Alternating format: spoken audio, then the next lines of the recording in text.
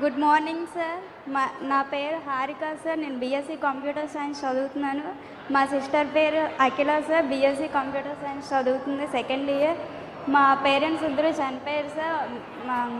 మా అమ్మ ఆశా వర్కర్గా చేసేవారు, చనిపోయారు. ఇప్పుడు మమ్మల్ని మా బాబాయ్ వాళ్ళు తాతయ్య వాళ్ళు చూసుకుంటున్నారు.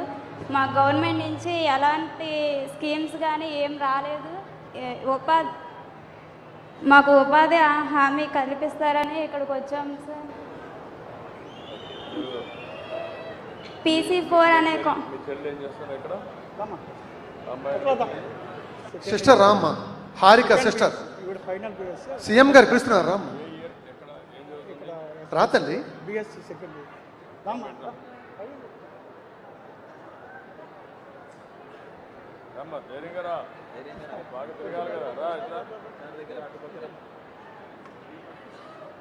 నువ్వేం చదువుతున్నామా?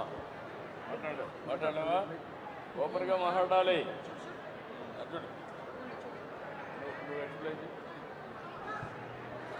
వర్మ గారు. ధన్యవాదాలు సార్. నేను బేసిక్గా వ్యవసాయదారుణ్ణి, సోషల్ వర్కర్గా కూడా పనిచేస్తున్నాను. ఈ P4 ప్రోగ్రాం వచ్చినప్పుడు మాకు కాన్స్టిట్యున్సీ నుంచి P4 టీం వచ్చి ఈ కాన్సెప్ట్ని నాకు వివరించినప్పుడు విద్యా ఉద్యోగ ఉపాధి అవకాశాలని అవకాశం ఉన్నోళ్ళు అవకాశం లేని వాళ్ళ కోసం మనం ఎంతో కొంత సాయం చేయాలి సమాజానికని వాళ్ళు చెప్పిన కాన్సెప్ట్ నాకు నచ్చి మన అధినాయకుడు చంద్రబాబు నాయుడు గారు ఏది ఆలోచించినా ఏం చేసినా భవిష్యత్తు తరాలకి ఎలాగ మేలు చేయాలనే ఎప్పుడూ ఆయన కాన్సెప్ట్ ఉంటుంది. అది కనెక్ట్ అయింది నాకు.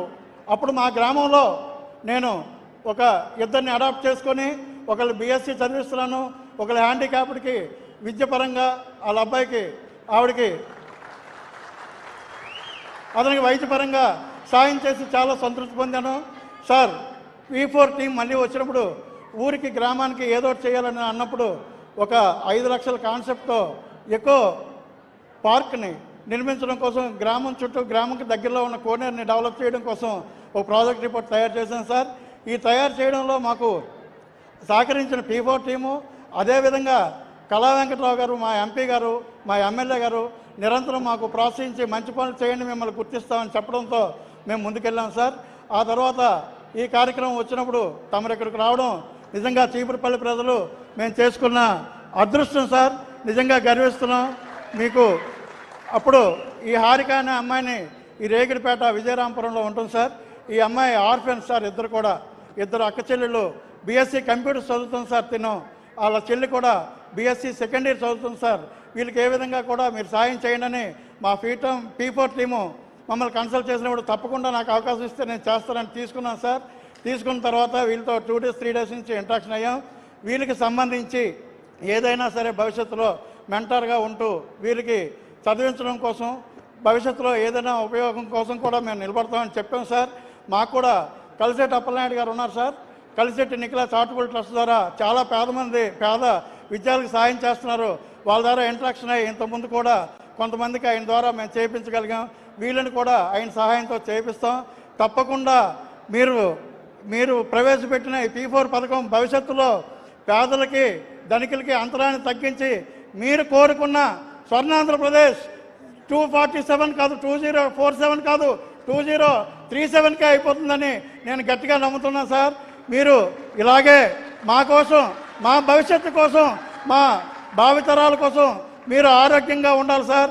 ఈ విధంగా మీకు కలిసి ఉన్నందుకు, ఈ విధంగా మా కళా వెంకటరావు గారు మా లెజెండరీ లీడర్ సార్, ఆయన కూడా కలిసేటి అప్పలనాయుడు గారు కూడా మాకు మంచి టీంని ఇచ్చారు. వాళ్ళు నిరంతరం ఏ అవసరం వచ్చినా సరే అశ్రద్ధ చేయకుండా, ఏ అర్జీ వచ్చినా సరే PGRS ద్వారా ఏమి ఇచ్చినా సరే మాకు త్వరగా MRO ఆఫీసులో ఏదైనా సరే మాకు తొందరగా పరిష్కారం చేస్తున్నారు సార్. మీరు ప్రవేశపెట్టిన ఈ ఉత్తమమైన విధానాలు ఇలాగే కొనసాగాలి. మన ఆంధ్రప్రదేశ్ స్వర్ణాంధ్రప్రదేశ్గా త్వరలోనే చూడాలి. మన భావితరాలు కూడా గొప్పగా అభివృద్ధి చెందాలని కోరుకుంటూ ధన్యవాదాలు సార్. పాదాభివందనాలు సార్. ఒకసారి హారిక, నువ్వేంటమ్మా మీ నాన్న అమ్మ ఎట్లా చనిపోయారు? హెల్త్ విషయాలమ్మా. ఎప్పుడమ్మా, ఎప్పుడు చనిపోయారు? 3.5 years చనిపోయింది. ఇన్ని రోజులు నిన్ను ఎవరు చూసుకున్నారు? తాతయ్య వాళ్ళు చూసుకున్నారు. పొలాలు ఏమైనా ఉన్నాయా? ఇల్లు ఒకటే ఉంది, పొలం కూడా లేదు. ఇప్పుడు నువ్వేం కావాలనుకుంటున్నావు? ఉపాధి కదమ్మా. నువ్వు జీవితంలో ఏం కావాలనుకుంటున్నావు? అందరం మారిగా ఇప్పుడేం బీఎస్సీ ఐటీ చేస్తున్నావా? కంప్యూటర్ సైన్స్ చేస్తున్నావు. మీ చెల్లెలు ఏం చేస్తుంది? నువ్వు కూడా బీఎస్సీ కంప్యూటర్ అమ్మా. ఏ ఇయర్ అమ్మా నువ్వు? ఫస్ట్ ఇయరా సెకండ్ ఇయర్? 3 ఏళ్ళు కోర్స్ అయింది. ఓకే. ఇప్పుడు మీరు ఎట్లా చేయగలుగుతారు? వీళ్ళిద్దరికి చదివించి మంచి ఉద్యోగాలు ఇప్పించాలి.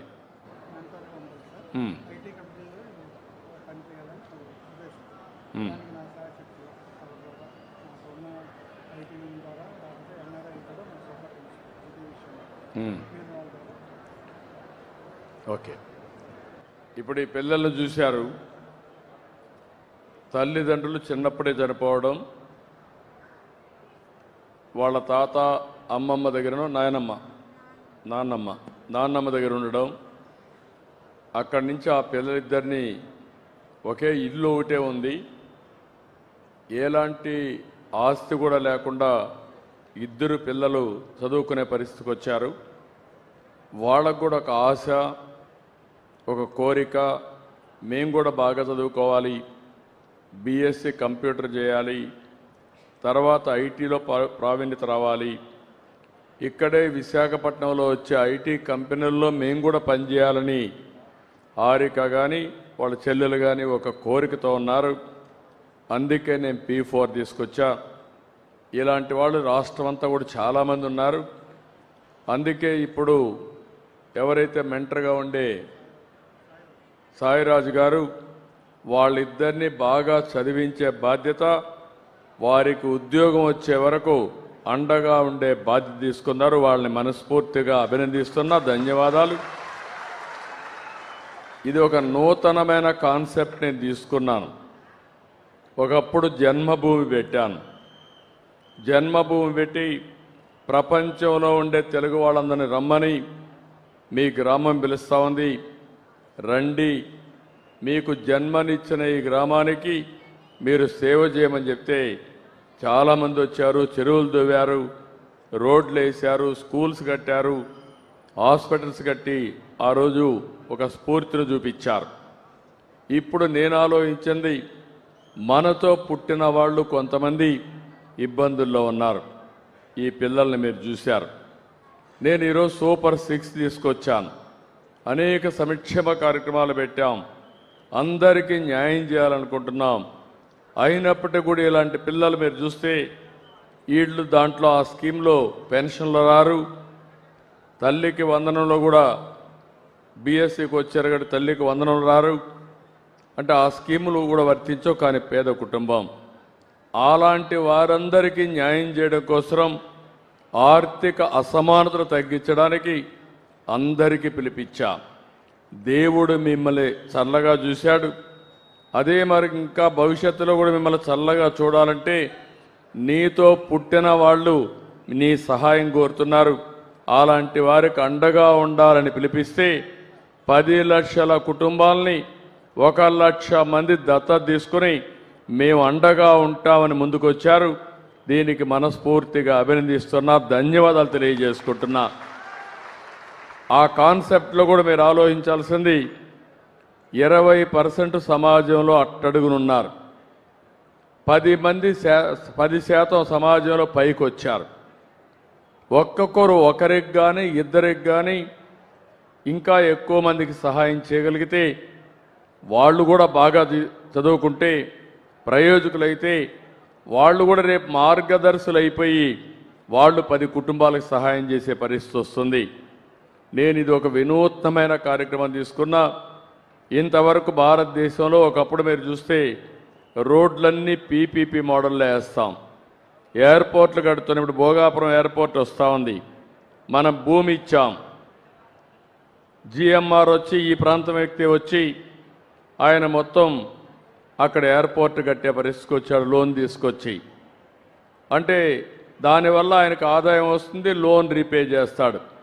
నేను ఇప్పుడు ఆలోచించింది, మీరు బాగుపడ్డారు, మీ బాధ్యత కూడా ఉంది. నీ శక్తిని బట్టి ఒక 500-1000 కుటుంబాలు తీసుకుని వాళ్ళని కూడా అన్ని విధాలా పైకి తీసుకొచ్చే బాధ్యత వాళ్ళు తీసుకోవాలని చెప్పి కోరాను. ఇది జరిగితే చరిత్ర తిరగరాసే చరిత్ర తెలుగుదేశం పార్టీకి వస్తుంది, ఎన్డీఏకి వస్తుందని చెప్పి కూడా నేను మీకు తెలియజేస్తున్నా. ఇది ఒక వినూత్నమైన కార్యక్రమం. ఆ పిల్లలకు దారి తెలియదు. వాళ్ళ అమ్మ నాన్న వాళ్ళ తాత నాన్నమ్మ ఉన్నారు, కానీ వాళ్ళకు కూడా ఏం తెలియదు ఆ వయసులో. ఎవరో తెలిసిన వ్యక్తి బాగా చదువుకోమని, అదే మరిగా ఈరోజు కళా వెంకటరావుతోనో ఇలాంటి పరిచయాలు ఉంటాయి, ఆ పరిచయం పెట్టుకొని అదే మరి మా కలెక్టర్ కూడా పనిచేస్తాడు, ఉద్యోగం ఇప్పించగలిగితే ఈ పిల్లల జీవితాలు బాగుపడమే కాకుండా ఇంకొక 10 మందికి సహాయం చేసే శక్తి సామర్థ్యం ఈ పిల్లలకు రావాలనేది నా ప్రగాఢ ఆకాంక్ష. అందుకే ఇప్పుడు ఈ కార్యక్రమాన్ని మనస్ఫూర్తిగా స్వాగతం పలుకుతూ మరొకసారి ఇద్దరికి కూడా అమ్మా నాన్న లేదు, ఒక ఇల్లు మాత్రం ఉంది, ఇద్దరికి ఒక పని చేస్తాను. ఎందుకంటే మళ్ళా ఆయన సహాయం చేసి జీవితంలో స్థిరపడినా కొద్దిగా వెసులుబాటు ఉండాలని ఒక్కొక్కరికి 3 లక్షల రూపాయలు ఫిక్స్డ్ డిపాజిట్ వేసి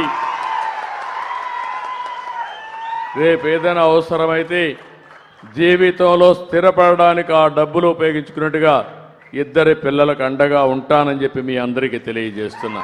థ్యాంక్ యూ. ఓకే అమ్మా, బాగా చదువుకుంటావా? మీ చెల్లెలు కూడా బాగా చెప్తావా? చెప్పు, అందరికీ చెప్పు. అందరికీ ఒక మాట చెప్పు, నువ్వు నేను బాగా పైకి వస్తానని చెప్పు. నువ్వు ఈ ఊరిలో ఉంటా కదా, నిన్ను చూస్తారు వాళ్ళు రేపటి నుంచి. నీలో ఒక సంకల్పం రావాలి, ఒక పట్టుదల రావాలి. నువ్వు మీ చెల్లెల కంటే పెద్దదానైనప్పుడు బాధ్యత తీసుకోవాలి. ఆ అమ్మాయికి కూడా గైడ్ చేసి ఇద్దరు జీవితంలో బాగా సెటిల్ అవ్వాలని ఒక సంకల్పం తీసుకుని నీకు ఏ ప్రాబ్లం ఉన్నా కలెక్టర్ని గలవు. అదే మరిగా రాజుగారు ఉన్నారు, నీకు అన్నీ చేస్తారు, పైకి రావాలి. ఆ మాట చెప్పి వస్తానని చెప్పి పైకి బాగా కష్టపడతాను. నేను బాగా చదువుకొని మంచి జాబ్ తెచ్చుకొని మా చెల్లిని బాగా చూసుకుంటాను. మీ చెల్లెలు చూసుకోవాలి, మీ తాతని మీ నాన్నమ్మని కూడా చూసుకోవాలి. మళ్ళీ మర్చిపోవద్దు ముసలాళ్ళని. ఓకే, చూసుకుంటావా? నమ్మకమేనా? ఓకే అమ్మా, good. I wish all the best అమ్మా. May God bless you.